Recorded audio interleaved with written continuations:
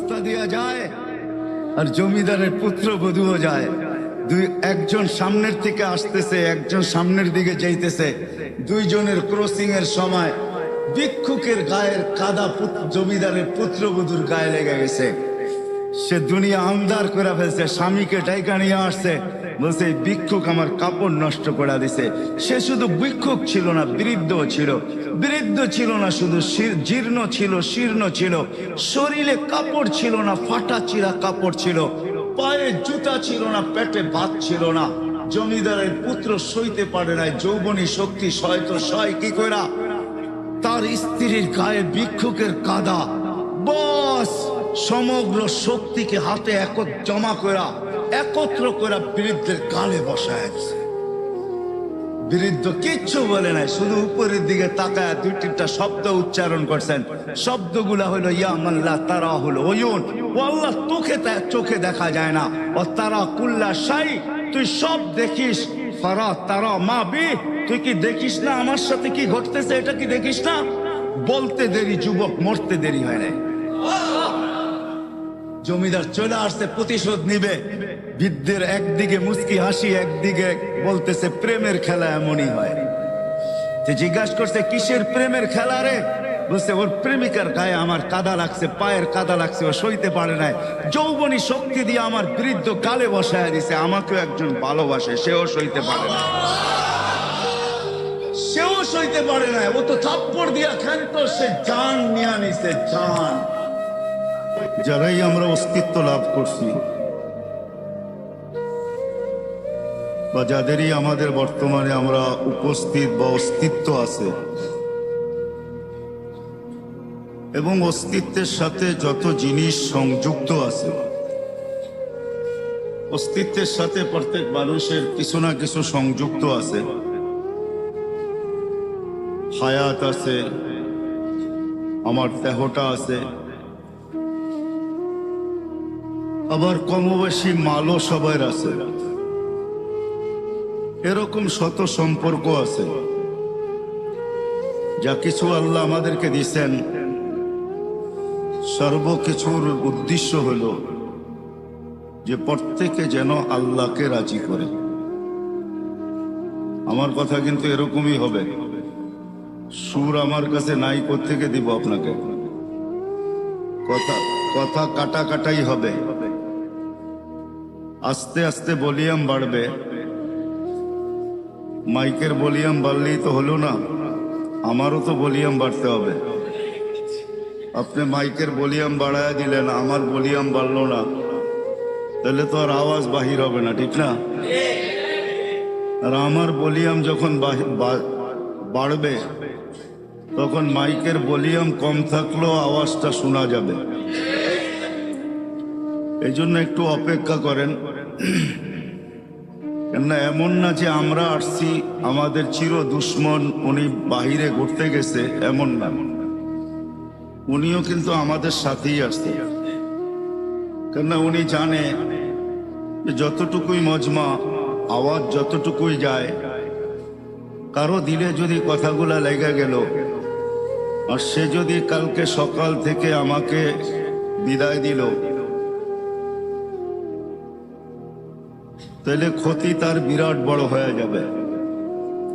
এই জন্য সে আমাদের সাথেই আসছে। শুধু সে আসে নাই, আরেকজনকে সাথে নিয়ে আসছে, যেটা সদা সর্বদা আমরা ভিতরেই বহন করে রাখি। আমাদের মনটা আমাদের ভিতরেই আছে। না, মনই শয়তানকে শয়তান তৈরি করছে। শয়তানের কোনো পিশাব ছিল না, সে কারো মুরিদ ছিল না যে পিশাব মারা গেছে তাকে খেলাফত দিয়া দিছে আর সে কিয়ামত পর্যন্ত এটাকে পরিচালনা করবে, সে দরবার খুলা দিছে, এমন না। তার মনই তাকে বিরোধিতা করা, তার মনই তাকে গোমরা করছে। ঠিক আমাদের ভিতরে কিন্তু আমাদের একটা মনও আছে, যেটা শয়তানকে পদভ্রষ্ট করছে। শয়তানের মনই শয়তানকে ধোঁকা দিছে, এই কথা বুঝাইছে যে তুই তো উত্তম, মাটিকে জ্বালায়া ইটো বানাস, আবার সবকিছুকে জ্বালায়া তুই ছাইতে রূপান্তরিত করিস। তুই আগুনের তৈরি, মাটিটাকে সেজদা করবি তো করবি কেন? তার বুঝে আসছে, যুক্তি দিয়া তাকে বুঝাইছে, যেরকম আমরা এখন যুক্তি তর্ক দিয়া বুঝি। সবাই মনে মনে ভাবে, কথাগুলা শুনি, ভালো লাগার পরেও অনেকজনে এই কথাই বলবে যে আমাদের বিবেক বুদ্ধি বিদ্যা কি কম আছে নাকি? আমরা জেনারেল শিক্ষায় শিক্ষিত, আর হুজুররা হলো ধর্মীয় শিক্ষায় শিক্ষিত। অথচ সে কোনোদিন তাকায় দেখে নাই যে ডিকশনারিতে জেনারেলের অর্থটা কি লেখা আছে। ডিকশনারিতে জেনারেলের অর্থ লেখা আছে সাধারণ শিক্ষা। সাধারণ জিনিস নিয়ে যে গৌরব করা যায় না, এটা আমাদের মাথায় নাই। বিদায় আমরা বইলা বেড়াই আমরা কি শিক্ষিত কম নাকি? বরিশালের থাকলে তো বইলেই বসবে, মুই কি কম বুঝি, মোরে বুঝাইতে হইবে। তো বিদায় যুক্তি তর্ক দিয়া শয়তান বুঝাইছে, মন বুঝাইছে শয়তানকে যে তুই উত্তম। এই জন্য সে সৃষ্টি যদিও আল্লাহর পাওয়ার সম্বন্ধে আমাদের চেয়ে শয়তান 1000 কোটি গুণ বেশি জানে।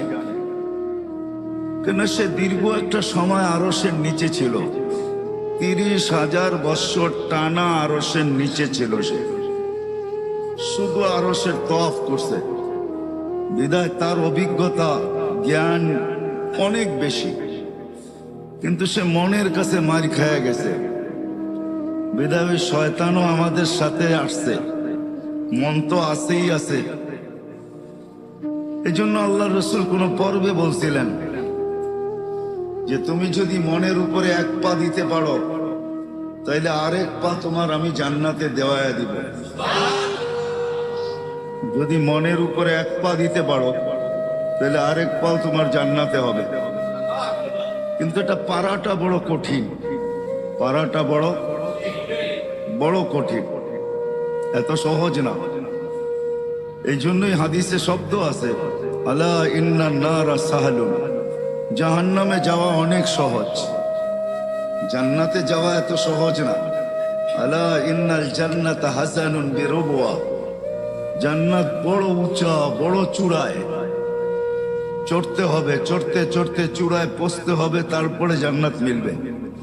আর বলছে জাহান্নাম সহজ, আলা ইন্নান নারা সাহলুন, জাহান্নাম সহজ। আলা ইন্নান নারা সাহলুন, জাহান্নাম বড় সহজ। বিশাহওয়া, শুধু মনের ঘোড়ার উপরে বসা যাও, মনের ঘোড়া তোমাকে জাহান্নামে ঢুকায় তারপরে ফিরে আসবে, এর আগে ফিরবে না। তোমাকে কিচ্ছু করতে হবে না। বিদায় ধৈর্য সহকারে ধ্যান দিয়া শুনবো, তাইলে কথাগুলো বুঝে আসবে। আর যদি আজকে বুঝে আসে, তাহলে করা সহজ হবে। এটাই আমার আলোচ্য বিষয়ের প্রথম হেডলাইন ছিল, এটাই যে আল্লাহ আমাদেরকে যা কিছু দিছেন, অস্তিত্ব বলেন, যার কাছে যা আছে, যুবকের কাছে যৌবন আছে, তো এটা আল্লাহকে পাওয়ার জন্য। আমি এক একটার উদাহরণ কোটেশন উদাহরণ দিব। যুবককে যৌবন দিছেন আল্লাহ পাওয়ার জন্য।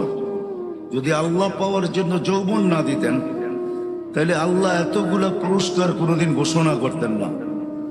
আল্লাহ যুবককে আগেই শোনায় দিয়েছেন, তোমার যৌবন আমাকে পাওয়ার জন্য। পাইলে কি হবে মালিক? তোমার জন্য এখন থেকেই আমি আরশের নিচে গ্যালারি বানাইতে শুরু করব। নর্মাল গ্যালারিরা super deluxe gallery, normal gallery না। স্টুডিয়ামে নর্মাল গ্যালারিও থাকে, আবার সুপার ডিলাক্সও থাকে। সুপার ডিলাক্স যেটা হয়, ওটার ভিতরে চেয়ারও আলাদা, এসিও লাগানো থাকে, দেখতে অসুবিধা হইলে প্রজেক্টরও থাকে। কি বলেন, বুঝাইতে পারতেছি? দেখতে যদি কোনো যুবকের অসুবিধা হয় তো প্রজেক্টর থাকে। আবার ওটার ভিতরে খাওয়া দাওয়াও থাকে। একটু পর পর জিজ্ঞাসা করে চা খাবেন, একটু পর পর জিজ্ঞাসা করে পানি লাগবে, কেননা খাদেম থাকে তো, কেননা সুপার ডিলাক্স ওরকম টিকিট নিয়ে ঢুকছে, বিদায় ওটার ভিতরে সমস্ত ব্যবস্থা থাকে। কোথাও কোথাও এমনও থাকে যে কনভেন্স পর্যন্ত বাড়ির থেকে গাড়িতে নিয়ে যাবে, আবার গাড়িতে বাড়ি পৌঁছায় দিবে। আবার এদের জন্য সিকিউরিটিও থাকে, এদের গেটও ভিন্ন থাকে।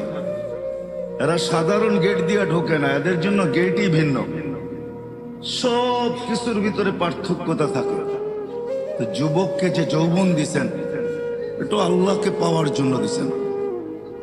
এই জন্য আল্লাহ ঘোষণা দিছেন, যুবক যৌবন আমাকে পাওয়ার জন্য, নাইলে তোমাকে আমি যৌবন দিতাম না। আমরা ভাবি যৌবন মনে হয় অন্য কাজের জন্য দিছেন। না না না না, বাহিরের লাউড স্পিকার খোলা, বিদায় এত কথা ইঙ্গিতে এত কথা বোঝানো যাবে না, নাইলে চোখে আঙ্গুল দিয়েও বোঝানো যেত। যৌবন আল্লাহ এই জন্য দেন নাই যেই জন্য আমরা ভাবি। যুবকরা যেটা ভাবে এই জন্য যৌবন দেন নাই, আমাদের সমাজ যেটা বলে এই জন্য যৌবন দেন নাই, যে কিছু করলে তো এই বয়সেই করবে। প্রবাদ বাক্য আমাদের আছে সচরাচর, মা বাবাও বইলা বেড়ায় কখনো কখনো যে যুবক তো এই বয়সেই তো কিছু করবে, ঠিক না? এই বয়সে যৌবন কিছু করার জন্য দেন না, আল্লাহকে পাওয়ার জন্য দিচ্ছেন। এই জন্যই আল্লাহ বুঝাইতে চাইতেছে, যুবক তোমার যৌবন আল্লাহকে পাওয়ার জন্য। তুমি আল্লাহকে পাওয়ার জন্য যৌবন দিছি, তো ঘোষণা দিতেছেন তুমি আল্লাহকে যদি পায়া যাও তো তোমার জন্য আমি আজকের থেকেই শাবুন নাশা ফি ইবা সাবআতুন ইয়াদিল্লুহুমুল্লাহু তাহতা দিল্লি ইয়াউমা দিল্লু শাবুন নাশা ফি ইবাদাতিল্লাহ। আল্লাহ বলতেছেন তোমাকে আমার আরশের নিচে কিয়ামতের দিন সুপার ডিলাক্সে আমি জায়গা দিব। শুধু ডিলাক্স না, সুপার ডিলাক্স। তোমার জন্য এই গ্যালারি তৈরি হবে। যুবকের যৌবনও আল্লাহকে পাওয়ার জন্য, রূপসীর রূপও আল্লাহকে পাওয়ার জন্য।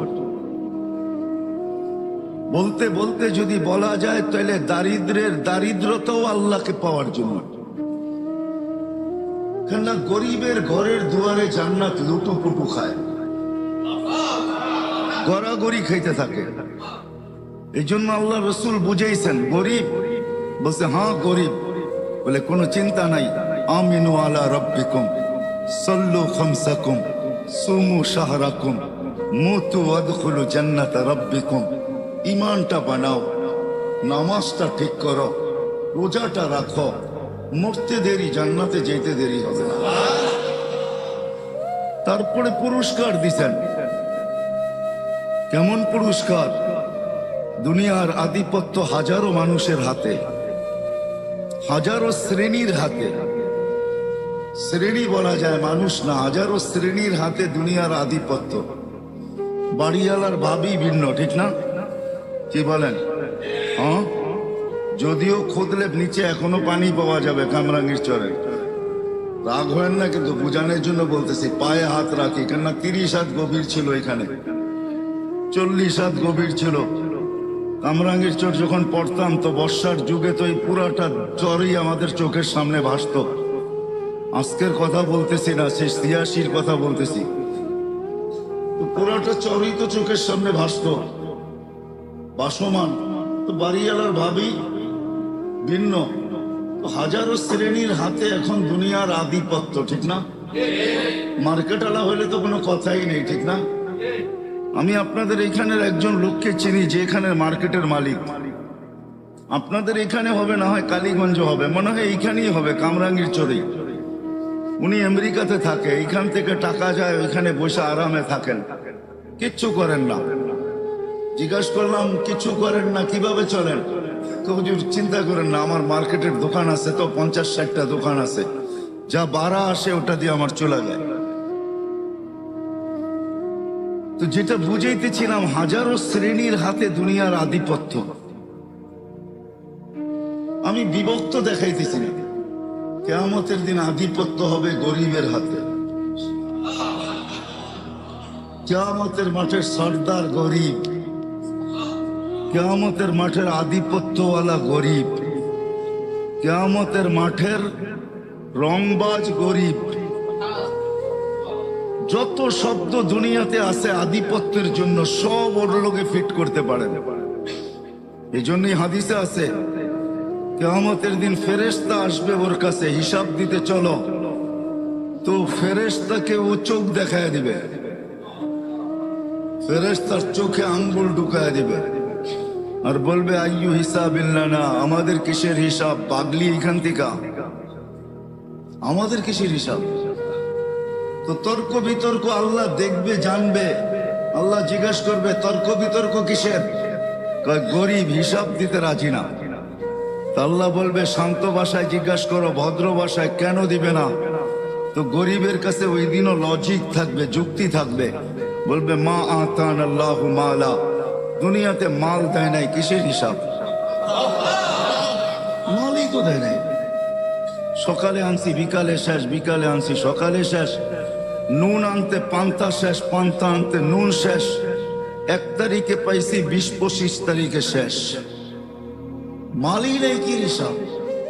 আল্লাহ স্বীকারোক্তি দিবেন, গরিবদের পক্ষে আল্লাহ যাবে আর বলবে সাদাকু, এরা সত্য বলছে, মাল দেয় নাই। হয় দুনিয়ার জোট কোনো জোট না, জোট তো হবে কিয়ামতের দিন। ওমতাজুল ইয়াউমা আইয়ুহাল মুজরিমুন, এটাই আল্লাহ বুঝাইতেছেন, কিয়ামতের দিন জোট হবে, জোট।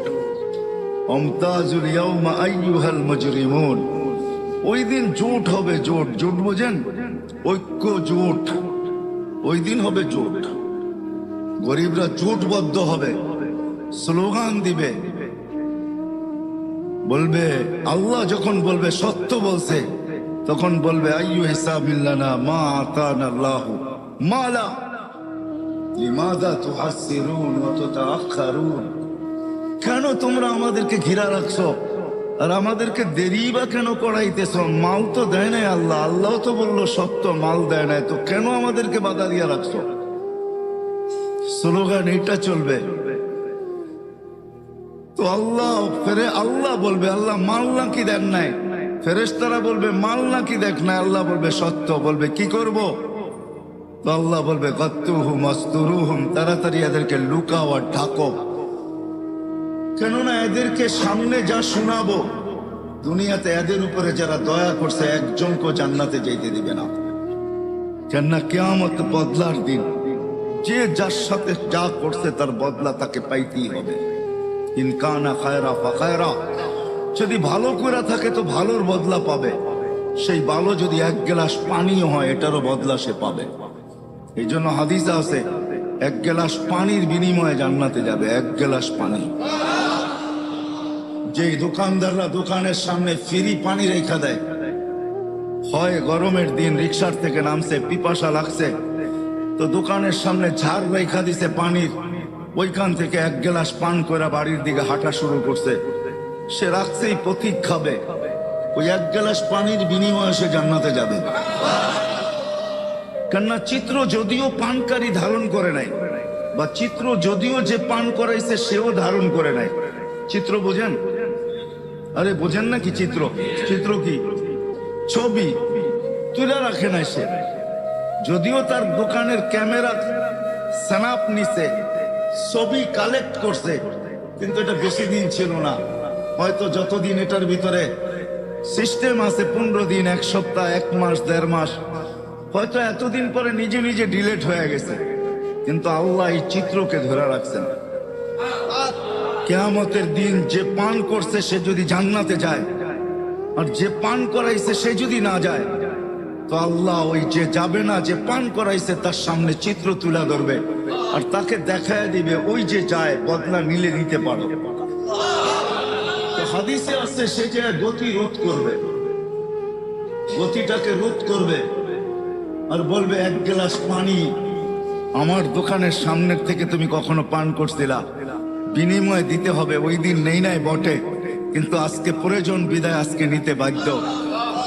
আমাকে বিনিময় দিবে, তারপরে যেতে দিব, নাইলে যেতে দিব না। কথা লম্বা হয়ে যাবে। সে ভাববে মনে মনে যে চিনি না, জানি না, শুনি না। আর জান্নাতের কিয়ামতের মাঠে এই চিত্র হবে এটাও কোনোদিন শুনি নাই। দুনিয়ায় শুনতাম যে ঠেকবাজ আছে, ছিনতাইকারী আছে, ডাকাত আছে, কিন্তু এরকম দিনে দুপুরে কিয়ামতের মাঠে কেউ ঠেক দিবে এটা তো জানতাম না। তা আল্লাহ জিজ্ঞাসা করবে কি ঘটছে, তা আল্লাহকে পুরা শোনাবে। তা আল্লাহ বলবে তুমি চিনো না? বলে না আল্লাহ, চিনিও না, জানিও না, মনেও নাই, কোথাও মনের কোনায় নাই। মেমোরি পুরা তালাশ করে দেখছি, কোথাও এই জিনিস পাই নাই। তো আল্লাহ আজকে যেটা সেভ করে রাখছে ওই চিত্র আল্লাহ তুলে ধরবে, এই যে দেখো। তখন তার মনে আসতে বাধ্য হবে। তো আল্লাহ বলবেন যে এইবার প্রতিদান দাও। তো সে বলবে আল্লাহ আমি তো আপনার করুণায় যাইতেছি, আমি তো আপনার দয়ায় যাইতেছি, আপনার অনুগ্রহে জান্নাতে যাইতেছি, আমি একে দিব তো দিব কোত্থেকে? তখন আল্লাহর রহমতে জোশ আসবে। আল্লাহ বলবে খুজবি ইয়াদি আখিকা ওয়াদখুলিল জান্নাহ, দুইজন দুইজনের হাত ধরো আর সিধা জান্নাতে চলো। সময় অল্প, আপনাদেরকে আমি বুঝাইতে পারবো না। লম্বা সময় হতো তাহলে বোঝানো যেত, এজন্য সময় স্বল্পতার কারণে কিয়ামতের দিন গরিবদেরকে আল্লাহ বলবে যে ডাকো আর লুকাও। এজন্যই পরক্ষণে যা শোনাবে, যারা দুনিয়াতে গরিবের উপরে দয়া করছে তারা সব পিছন থেকে এসা পাঞ্জাবি টাইনা ধরবে। কেননা কিয়ামতের মাঠ বদলার দিন, যে যার সাথে যা করছে ওটার বদলা দিতেই হবে। হুকুকুল্লাহ তো মাফ হবে, কিন্তু হুকুকুল ইবাদ একটাও মাফ হবে না। না না না, মাফ হবে না। আমরা তো হুকুকুল্লাই মানি না, হুকুকুল ইবাদ কোত্থেকে মানবো? হুকুকুল ইবাদ বলতে তো আমরা চিনিও না, জানিও না। খায়ের এটা আলাদা আলোচ্য বিষয়, ওইদিকে আমি চাইতে চাই না। যেটা বুঝাইতে চাই ওইদিকেই যেতে চাই। বিদায় ডাকবে, লুকাবে, তারপরে আল্লাহ বলবে কানে কানে বলে দাও ইনতালিকু ইলাল জান্নাতি বিগাইরি হিসাব ওয়ালা কিতাব, জান্নাতে চলে যাও তোমরা, না হিসাব না কিতাব। হ্যাঁ, দারিদ্র তো আল্লাহকে পাওয়ার জন্যই দিয়েছেন। আজকে যারা দরিদ্র না, বড় গরিব না, ধনী, হায় হায় হায়, তাইলে কোনোদিন দারিদ্রতা যদি আল্লাহকে পাওয়ার জন্য না হইতো, তাইলে কোনোদিন হাদিসে এই কথা আসতো না যে আল্লাহ বলবে ধনীদেরকে দেখায় তুমি 500 বছর জান্নাতের নেয়ামত ভোগ করো। কেননা ধনীরা তোমাদেরকে দেখায় ভোগ করছে। বহুত লোক এখানে হইতে পারে এরকম আছে প্যান্ডামিকের কারণে। প্যান্ডামিক বোঝেন? মনে হয় বোঝেন নাই। করোনার কারণে, করোনার বিপর্যয়ের কারণে গত 2টা ঈদ গেছে, বহুত কামরাঙ্গীরচরে লোক এরকম পাওয়া যাবে যে চোখের পানি ঝরছে কিন্তু সন্তানের সামনে ঝরায় নাই। মা হয়তো ঝরছে, কোনো মতে আঁচল দিয়া মুছা নিছে, সন্তানকে জানতে দেয় নাই। বাবা হয়তো অন্তরালে যে চোখের পানি ঝরাইছে। ঈদের ভিতরে একটা নতুন কাপড় বাচ্চাদেরকে দিতে পারে নাই। কোরবানি ঈদ গেছে, হয়তো এমনও হয়েছে যে 1 কেজি গোশত কোথার থেকে আইনা সন্তানের মুখে উঠাইতে পারে নাই। ঠিক না? হবে কামরাঙ্গীরচরে এরকম লোক? না হবে না? সবাই বাড়িওয়ালা? না না না না, আমি জানি বাংলাদেশ সম্বন্ধে আমার ধারণা আছে। এরকম লোক হবে বাংলাদেশে হাজারো। আল্লাহ তাইলে এই গর্ব দারিদ্রতা যদি আল্লাহকে পাওয়ার জন্য না হতো, তাইলে এই বিনিময় কোনোদিন রাখা হতো না যে তুমি ধনীদেরকে দেখায় জান্নাতের নেয়ামত 500 বছর ভোগ করবে। 500 বছর না। কামরাঙ্গীরচরেও কিছু দোকান আছে, রিক্সাওয়ালা সামনে দিয়া যায় আর মনের ভিতরে আগুন জ্বলতে থাকে, আর কখনো কখনো অভিযোগও আল্লাহর বিরুদ্ধে করতে থাকে যে আল্লাহ আজ পর্যন্ত তো এতটুকু পয়সা দিলা না যে এই দোকানটায় ঢুকি আর এইখানে কি তৈরি হয়, কমসে কম একটা আইটেম হইলো খাই বা একটা আইটেম হইলো বাড়িতে নিয়ে যাই। এরকম দোকান নাই কামরাঙ্গীরচরে? আপনাদের এই মার্কেটেই আছে। ফাস্ট ফুড যেখানে বিক্রি করে, ভালো ভালো নামি দামি হোটেল যেগুলা বিকালে চালু হয়, রাত্র 1টা-1:30 পর্যন্ত চলে। গ্রিল, সিরিল, বার্গার, সার্গার, কত রকমের আইটেমের খাওয়া, ঠিক না? হাজারো ব্যানওয়ালা ডেলি যায়, আর মাঝে মাঝে দেখে এরকম কোন ক্যামেরা আসে নাই যে ওটার স্ন্যাপ নেওয়া যায়। স্ন্যাপ স্ন্যাপ বুঝেন, চিত্র নেওয়া যায় যে ওই সময় ওর দিলের ভিতরে কি বলতে থাকে। কেননা ওর ঘরের বাচ্চারাও মনে চায় যে এই খাওয়া খাই, ঠিক না? হ্যাঁ, ওর দিলের অবস্থা কি হয়। এই জন্য দারিদ্র তো আল্লাহকে পাওয়ার জন্য, নাইলে আল্লাহ এত বড় পুরস্কার কোনোদিন রাখতেন না যে তুমি 500 বছর ভোগ করবে। ধনীরা দেখতে থাকবে গ্লাসের এই দিক থেকে, তুমি থাকবে ওই পারে, এরা থাকবে এই পারে, তুমি খাবে বার্গার।